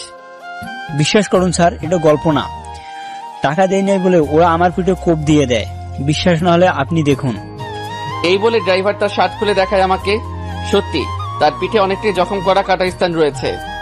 তারপরে যদি বিশ্বাস না হয় তাহলে আমার মায়ের কসম খেয়ে বলছি স্যার, আপনার একটা টাকাও আমি নেই। তাহলে তোর মোবাইল বন্ধ কেন? এই ঘটনার পর আমি হাসপাতালে ছিলাম একদিন, আর আপনার ভয়ে মোবাইলটা বন্ধ করে রেখেছি। জানিস টাকা না পেয়ে নিধি আমাকে কতটা অপমান করেছে? তার জন্য আমি সরি স্যার। আমাকে মাফ করে দিস, ভুল ভেবে তোর গায়ে হাত তুলেছি। এই বলে আমি চলে আসতে লাগলাম গাড়িতে করে। রাস্তার দিকে নজর পড়তেই দেখি নিধি একজন লোকের গাড়িতে উঠেছে। লোকটার গাড়িটাকে ফলো করতে করতে আসলাম, দেখে একটা বিল্ডিং এর সামনে থামছে। আমি মোবাইলটা বের করে ভিডিও করে নিলাম। দুজনে হাসাহাসি করতে করতে ভিতরে প্রবেশ করলো। আমিও তাদের পিছন পিছন ঢুকলাম। দেখি এইটা একটা অফিস। নিধিকে লোকটা ক্যাবিনে ঢুকিয়ে দরজা আটকে দিল। নিধির এই আচরণ দেখে খুব কষ্ট পেলাম। এখন সে আমাকে ছেড়ে অন্যজনকে নিয়ে ব্যস্ত। চুপচাপ সব দেখেও না দেখার ভান করে বাসায় চলে আসলাম। আসার সময় সিগারেট নিয়ে এসেছি। এই একদিনের সিগারেট যেন আমার খুব আপন বন্ধু হয়ে উঠেছে। দুপুরে খাবারটাও ঠিক মতো খাওয়া হলো না। একটা সিগারেট খাচ্ছি আর মোবাইলে করা ভিডিও দেখছি। বাহ নিধি বাহ, আমাকে একটু সুযোগ দিলে না? এখন তুমি তোমার নতুন জীবন সঙ্গী নিয়ে ব্যস্ত। যদি আমার টাকা তোমার ভাইয়ের চিকিৎসার কাজে না লাগে, তাহলে তুমি এত টাকা কোথা থেকে ম্যানেজ করলে? নিশ্চয়ই নিজের শরীরটাকে বিক্রয় করে দিয়েছো ওই সঙ্গীর কাছে। তোমাকে আমি অপেক্ষা করতে বলেছিলাম, কিন্তু তুমি আমার জন্য 2 দিন অপেক্ষা করতে পারলা না। তুমি ঠিকই আমার কথা অমান্য করে অপরের সাথে রাত কাটিয়েছো। তাহলে আমি ইমন তোমাকে আর গ্রহণ করব না। এইটাই আমার সিদ্ধান্ত যে এই মেয়ে আমার জন্য অপেক্ষা না করে নিজের শরীরটাকে বিক্রয় করে দেয়, তাকে গ্রহণ করা সম্ভব নয়। আজ থেকে নিধির জন্য আমার মনে ভালোবাসার পরিবর্তে থাকবে শুধু ঘৃণা। আজ থেকে নিধিকে আমি ভুলে যাব। সুখে থাকুক সে তার নতুন জীবন সাথীর সাথে। এইসব ভাবছি আর চোখ বেয়ে পানি পড়ছে। চোখটা মুছে আবারও সিগারেট টানতে লাগলাম। যতটা টান দিচ্ছি মনে হচ্ছে নিধির জন্য ভালোবাসা তত মুছে যাচ্ছে। সে এখন অন্যের স্পর্শে পাগল, আমার জন্য তার কিছুই নাই। সিগারেটটা খেতে খেতে মাথাটা ঘোরাতে শুরু করলো। সিগারেটটা হাত থেকে পড়ে গেলে আমি হারিয়ে গেলাম গভীর ঘুমে। না, আমাকে নিধি ভাবির ভুল ধারণা ভাঙাতে হবে। আমি চাই না আমার জন্য ইমন ছাড়া আর ওনার জীবনের ক্ষতি হোক। আমি ওনার সাথে দেখা করব। এই বলে ড্রাইভার নিধির বাসার উদ্দেশ্যে রওনা দিল। নিধির বাসায় এসে কলিং বেল চাপ দিতে নিধির মা দরজা খুলে দেয়। কে তুমি বাবা? আমাকে আপনি চিনবেন না। নিধি কি বাসায় আছে? আচ্ছা তুমি বসো, আমি নিধিকে ডেকে আনছি। ড্রাইভার ভিতরে গিয়ে বসলো। কিছুক্ষণ পর নিধি ড্রাইভারের সামনে আসলো। কে আপনি? আর আমাকে কেন দরকার? আমি হচ্ছি ইমন স্যারের পার্সোনাল ড্রাইভার। ও তা কিসের জন্য এখানে এসেছেন? ওকালতি করার জন্য? না, স্যারের জন্য ওকালতি করার ক্ষমতা আমার নেই। তাহলে যা বলার জন্য এসেছেন সেটা বলে বিদায় হন। আমি আপনার এইখানে এসেছি আপনার চোখের কালো গ্লাসটা খুলে দিতে। আমি কোনো কালো গ্লাস পরি নাই। কালো গ্লাসটা আমার চোখের থেকে সরে যাওয়ার কারণে আমি সাদা কালো বুঝতে পারি। না, পারেন নাই আপনি বুঝতে। যদি বুঝতে পারতেন তাহলে স্যারকে এইভাবে অপমান করতেন না। তাই এসব বলার আপনি কে? স্যার অফিসের কাজে বিদেশে যাওয়ার আগে আপনার জন্য টাকা দিয়ে গিয়েছিল আমার কাছে। কথাটা শোনার পর নিধি থমকে দাঁড়ায়, অবাক চাহনিতে ড্রাইভারের দিকে তাকায়। ইমন টাকা দিয়েছিল? আমার কাছে টাকা দিয়েছিল এবং সেই টাকা নিয়ে আমি আপনার কাছে আসার সময়। চুপ করে থাকবেন না, বলুন কি হয়েছে? টাকা নিয়ে আসার সময় কিছু ছিনতাইকারী টাকাগুলো আমার কাছ থেকে নিয়ে যায় এবং আমার পিঠে কোপ বসিয়ে দেয় একটা। টাকা দিতে পারবো না বলে আমি আর আপনার কাছে আসি নাই, আর মোবাইলটাও অফ করে রাখি। কি বলছেন আপনি এসব? এতক্ষণ যা বললাম সব সত্যি, আর আপনি না বুঝে একজন মানুষকে এত কষ্ট দিলেন। নিধি ড্রাইভারের কথা শুনে চেয়ারের উপর ধপাস করে বসে পড়ে। সত্যিটা আমি বলে দিয়েছি, এবার আপনি কি করবেন সেটা আপনার ব্যাপার। এই বলে ড্রাইভার চলে আসে নিধির বাড়ি থেকে। নিধি দরজা টেনে নিশ্চুপ হয়ে কান্না করতে থাকে আর অনুতপ্ত স্বীকার করছে, ছি ছি, আমি এত নিচে নেমে গেছি যার জন্য আমি আমার ভালোবাসার মানুষটাকে এইভাবে অপমান করলাম। আমি ইমনের সাথে যা করেছি সত্যি তা মাফ পাওয়ার অযোগ্য আমি। ইমন কি আমাকে মাফ করবে? আমি ওর হাতে পায়ে ধরবো। এই বলে নিধি কাঁদছে। না না, আমাকে আর দেরি করলে চলবে না। ইমনের কাছে গিয়ে সবটা বলে মাফ চাইতে হবে। এমন মনোভাব নিয়ে নিধি বাড়ি থেকে বেরিয়ে যায় আমার বাসায় আসার জন্য। এইদিকে রাত হয়ে গেছে। আমি খাবার না খেয়ে সিগারেট খেতে শুরু করলাম। একটা না খেয়েই চলেছি, বিরতি নেওয়ার চেষ্টা করছি না। নিধি আমাকে যত অপমান করেছে তাতে আমার কষ্ট নেই। আমার কষ্ট হচ্ছে অন্য কারোর সাথে নিধি চলাফেরা করছে। এইসব যত ভাবছি মাথার রাগটা ততই বেড়ে যাচ্ছে। রাগটা কমানোর জন্য একের পর এক সিগারেট খেয়েই চলেছি। হঠাৎ অনুভব করলাম আমার মুখে সিগারেট নেই। তাকিয়ে দেখি পাশে নিধি দাঁড়িয়ে আছে আর আমার সিগারেট ওর হাতে। ওর দিকে তাকাতেই দেখি ওর চোখ কিছুটা লাল হয়ে আছে, হয়তো কান্না করেছে। ওকে দেখে রাগটা আরো বেড়ে গেল। তুমি এইখানে কি করছো? আমি সব সত্যি জানতে পেরেছি। আমি তোমাকে ভুল বুঝেছি। প্লিজ আমাকে মাফ করে দাও। আরে তোমাকে তো আগেই মাফ করে দিয়েছি আমি, এখন এখান থেকে যাও। আরে তুমি সিগারেট খাচ্ছ কেন? আমার মন চাইছে সিগারেট খেয়েছি, এতে তোমার কি? আমার অনেক কিছু কারণ, তুমি আমার সব। নিধির মুখে কথাটা শুনে মেজাজটা বিগড়ে গেল। আরে দূর রাখ তোর প্রেম, তোর মতো নষ্টা মেয়ের কোনো দরকার নেই আমার। আমার মুখে নষ্টা মেয়ে শব্দটা শুনে নিধি প্রচন্ড ধাক্কা খেলো। কি? আমি নষ্টা মেয়ে? তুই নষ্টা মেয়ে। আমার আগেই বোঝা উচিত ছিল যে পতিতাদের মনে কোনোদিন ভালোবাসা জন্মায় না, কারণ সে টাকার পিছনে দৌড়ায়। তুমি আমাকে এভাবে বলতে পারলে? পেরেছি, কারণ আমার টাকা দিয়ে অপুর অপারেশন না হলে তুই এত টাকা কোথা থেকে জোগাড় করেছিস? সেই কাহিনী লম্বা, থাক, দরকার নেই শোনার। আজকে সকালে যাকে নিয়ে গাড়িতে উঠেছিলি সে কি তোকে বিছানায় সুখ দিতে পারছে না, তাই আমার কাছে এসেছিস আবার? চুপ করো, তুমি অনেক বলেছো। তুমি, আমার কাছে প্রমাণ আছে। এই বলে ওদের ভিডিওটা দেখিয়ে দিলাম। নিধিকে খুব স্বাভাবিক মনে হচ্ছে। সে আমার ভাই হয়, সে আমাকে বোন ডেকেছে। বাহ, আমি বিদেশ যেতে না যেতে ভাই বানিয়ে ফেলেছি। তা আজকেও তো ওর সাথে ঘুরেছিলি, কি মনে করিস আমি জানি না? তুমি সব ভুল জানো। হ্যাঁ হ্যাঁ, আমি ভুল জানি, আর তুই সব ঠিক জানিস, তাই না? আমার কথাটা তো একবার শুনবা। তোর কোনো কথাই আমি আজকে শুনবো না। নিধি পতিতা নামের কোনো মেয়ের সাথে আজ থেকে আমার সম্পর্ক নেই। নিধি এবার জোর করে কেঁদে দেয়। আমাকে একটু বোঝার চেষ্টা করো, ওর সাথে আমার কোনো সম্পর্ক হয়নি। ও, তাহলে ছেলেটা তোমাকে এতগুলো টাকা দিয়ে দিল এমনি এমনি? তুমি আমার সম্পূর্ণ কথা তো শুনবা আগে। তোর কোনো কথা শোনার ইচ্ছে নেই আমার, তুই এইখান থেকে যা। প্লিজ ইমন, তুমি আমাকে ভুল বুঝতেছো, প্লিজ বোঝার চেষ্টা করো। তুই কোন সাহসে তোর নষ্ট শরীর দিয়ে আমার হাত ধরলি? নিধি আমার হাতের থাপ্পড় খেয়ে মাটিতে পড়ে যায়। বাহ, আমাকে তুমি ভুল বুঝলে। এমন একদিন সময় আসবে যেদিন আমাকে তুমি অনেক খুঁজবে, কিন্তু পাবে না। আজ আমি চলে যাচ্ছি, আর কোনো দিন আসবো না। নিধি কাঁদতে কাঁদতে বাসা থেকে বেরিয়ে যায়। আমি আবার সোফায় বসে মনের শোকে সিগারেট খাচ্ছি। আজ মনটাকে খুব হালকা লাগছে পতিতাটাকে দূর করতে পেরে। যে মেয়ে আমার জন্য অপেক্ষা না করে অপরের কাছে নিজেকে সঁপে দেয়, তার কোনো দরকার নেই আমার জীবনে। রাতে শান্তির মতো ঘুমিয়ে গেলাম। সকালে উঠে মনটা ভালো করার জন্য অফিসে চলে গেলাম। অফিসে কাজ করছি, সবাই সবার মতো দুপুরের খাবার খাচ্ছে। হঠাৎ আমার নিধির কথা খুব মনে পড়ছে, কারণ ও আমাকে জিজ্ঞেস করলো খেয়েছে কিনা। মাথা থেকে নিধির ঝামেলা সরিয়ে আবারও কাজে মন দিলাম। অফিস থেকে বাসায় এসে কিছু খাবার খেয়ে নিলাম। রাতে মা কল করলো। হ্যাঁ মা, বলো। কি রে বাবা, মাত্র অফিস থেকে ফিরেছিস? কিছুক্ষণ আগে আসলাম। ঠিক মতো খাবার খেয়েছিস? খেয়েছি কিছুক্ষণ আগে। তা তুমি কেমন আছো? এই তো ভালো। গ্রামে আসবি কবে? না মা, এখন আসা যাবে না। কয়দিন আগে ছুটি শেষ করেছি, তাই এখন আর আসবো না। ছুটির মধ্যে আসতে পারলি না? কিভাবে আসবো, যে চাপ যাচ্ছে এই কয়দিন আমার উপর। যাই হোক, ঠিক মতো নিজের যত্ন নিস। বাবা কোথায়? তোর বাবা রুমে আছে, আর আমি রান্নাঘরে। আচ্ছা। কিরে, নিধির মোবাইল বন্ধ কেন? মায়ের মুখ থেকে নিধি নামটা শুনে খুব খারাপ লাগলো। কই, সেটা তো জানি না। তোর সাথে কি ওর যোগাযোগ হয়? হয়তো। ও, তাহলে তো ভালোই।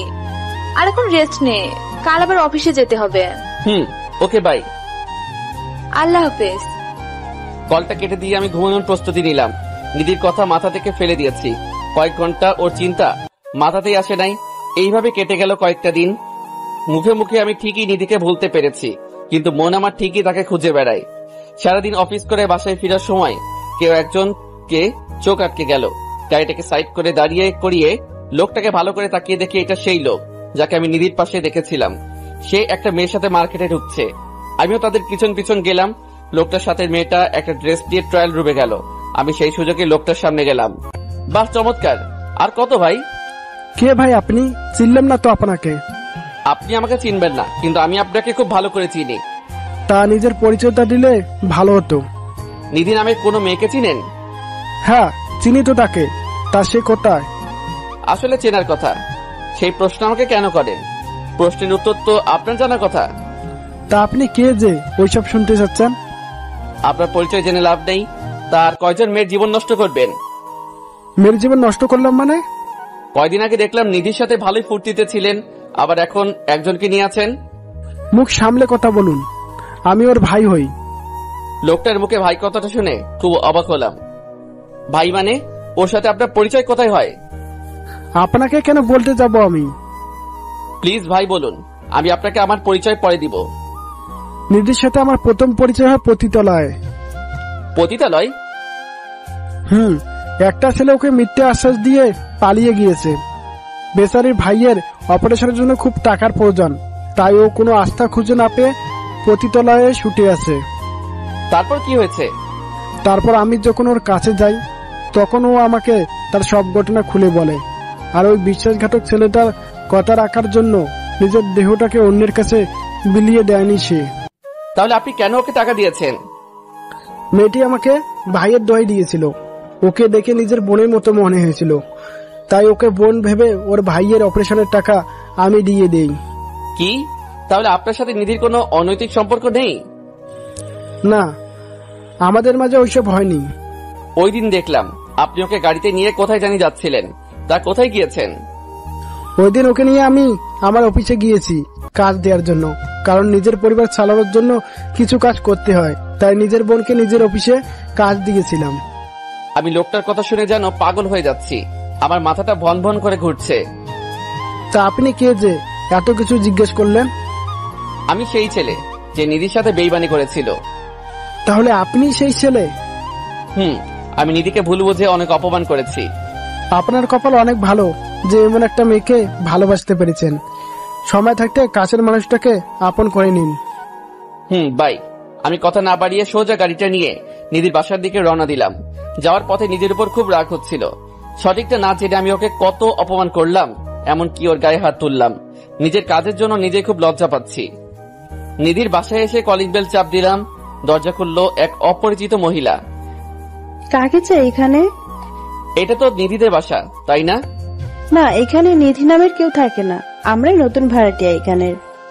ও আচ্ছা, বলতে পারবেন ওরা কোথায় গিয়েছে? সেটা তো আমরা জানি না। মহিলাটা দরজাটা আটকে দিল। নিধিদের বাসার আশেপাশে সবাইকে জিজ্ঞেস করলাম, কেউ জানে না কোথায় গিয়েছে। হাজারো মনের ব্যথা নিয়ে আর সাথে আপন বন্ধু সিগারেট নিয়ে বাসায় আসলাম। বাসায় এসে বসে বসে সিগারেট টানছি আর নিধির কথা ভাবছি। আমি মেয়েটাকে কত কষ্ট দিলাম, না বুঝে অনেক কষ্ট দিয়েছি। পতিতা বলে গালি দিয়েছি, এমনকি ওর গায়ে হাত তুলেছি। জানি না ওকে পাবো কিনা।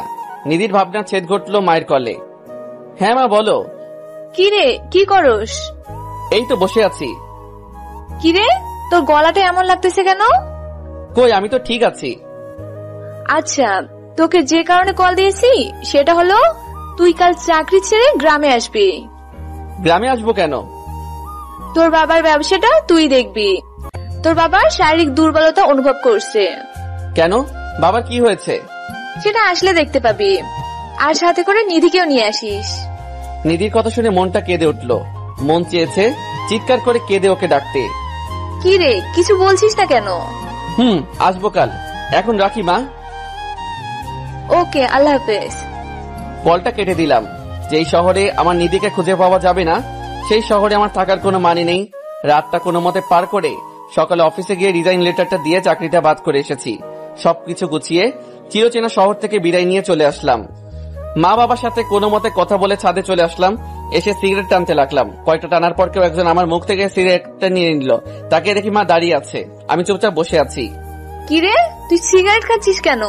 তোর কথাবার্তা শুনে আর তোর চেহারা অবস্থা দেখে আমার কিছুটা সন্দেহ হচ্ছে। কই, আমার কিছু হয়নি তো। আমার চোখের দিকে তাকিয়ে বলতো। আমি মায়ের চোখে তাকালাম না। তোকে বলেছি নিধিকে নিয়ে আসতে, আনলি না কেন? নিধির কথা শুনে মাকে জড়িয়ে ধরে কাঁদতে শুরু করলাম। মা আমার অবস্থা দেখে অবাক। কি রে, কি হয়েছে আমাকে বলবি তো? মা, নিধি আমাকে ছেড়ে চলে গেছে। ছেড়ে চলে গেছে মানে? আমি মাকে আমাদের সব ভুল বোঝাবুঝির কাহিনী শুরু থেকে বললাম। তুই নিধিকে খুঁজেছিস? শহরের এমন কোন জায়গা বাদ নেই যে আমি খুঁজিনি। আচ্ছা থাক, যে চলে গেছে তাকে না ফিরিয়ে আনাটাই ভালো। মা, তুমি তো ওকে নিজের মেয়ের মতো স্নেহ করো, তাহলে আজ তুমি এই কথা কিভাবে বলছো? যেই মেয়ে ছেড়ে চলে যায় তাকে আমি আমার বউ করব না। মা, কিন্তু। না, আর কোনো কিন্তু নেই। খাবার খেতে চল, আমরা অপেক্ষা করছি। তুমি যাও, আমি আসছি। মায়ের পিছন পিছন খাবার খেতে গেলাম। কোনো মতে খাবারটা খেয়ে রুমে চলে আসছি। এইভাবে কেটে গেল কয়েকটি মাস। নিধিকে আমি আগের মতো ভালোবাসি। পাগড়িটাকে আমি আমার মন থেকে সরাতে পারি নাই। আমি এখন আমার বাবার কাজটা দেখাশোনা করছি।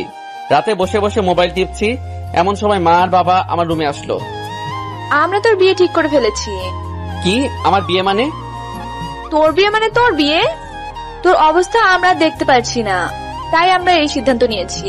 আমাকে একবারও জিজ্ঞেস করতে পারো নাই যে আমার মতামত আছে কিনা? আমরা তোর মতামত শুনবো না। এখন বল, তুই কি রাজি? না, আমি এই বিয়ে করব না।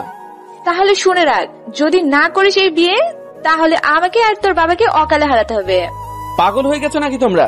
এসব কি বলছো?